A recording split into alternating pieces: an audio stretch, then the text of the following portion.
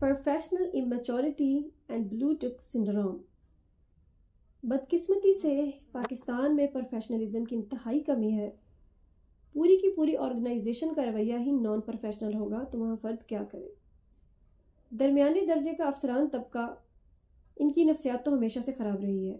یہ خود کو بڑا افسر ثابت کرنے کے لیے اور دوسروں پر اپنی دھاک جمانے کے لیے ہمیشہ سے چھوٹی حرکتیں کرتے آ رہے ہیں۔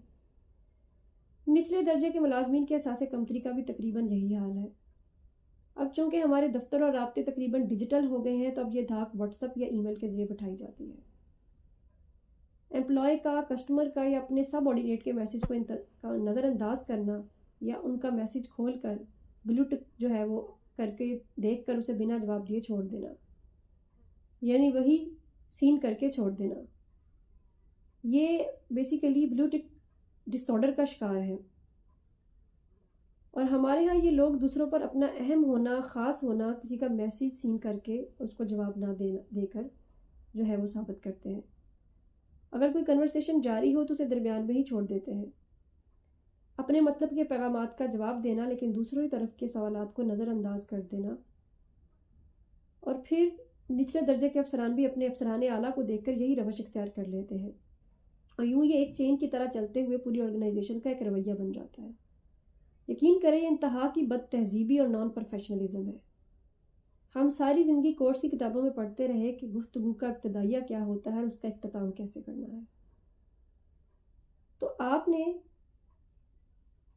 اگر مینرز کا خیال نہیں کیا، ابتدائیہ اور اختتامیہ کا جو ہے وہ مینرز تھے ان کا استعمال ہی نہیں کیا اپنی گفتگو میں، تو آپ نے کوئی ایسا شاندار کام نہیں کیا کہ اس سے آپ کا رعب دوسروں کے دل میں پیدا ہو جائے، بلکہ ایسا کرنے سے آپ روز روز دوسروں کی نظروں سے گرتے ہیں۔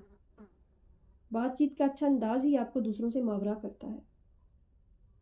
آپ یورپ یا کسی دوسرے ترقی یافتہ خطے کی کسی آرگنائزیشن کے کسی بھی افسر کو ای میل یا میسج کر لیں، وہ گفتگو کے آداب کو ملحوظ خاطر رکھتے ہوئے جواب دیں گے۔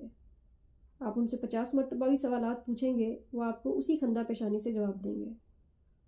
آخر ان قوموں میں بلو ٹک ڈس آرڈر کیوں نہیں ہے؟ جواب سادہ سا ہے کہ ان میں احساس کمتری نہیں پائی جاتی اور وہ گفتگو کے آداب جانتے ہیں۔ ذاتی سطح پر بھی گفتگو کے آداب بہت معنی رکھتے ہیں، لیکن پروفیشنل لائف میں یہ آداب آپ کی شخصیت اور آرگنائزیشن کے نکھار میں اہم کردار ادا کرتے ہیں۔ کوئی بھی ادارہ اگر ترقی کرتا ہے تو میوچل کوپریشن، میوچل رسپیکٹ اور ہیلدی ورک پلیس کے پرنسپل پر عمل پیرا ہوتا ہے۔ یہ 21ویں صدی ہے، یا ڈومیننس کی بجائے کوارڈینیشن کی اہمیت ہے۔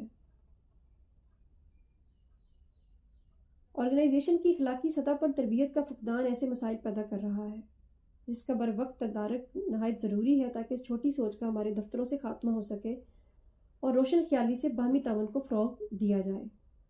سو say no to blue tick disorder, say no to dominance, say no to arrogance۔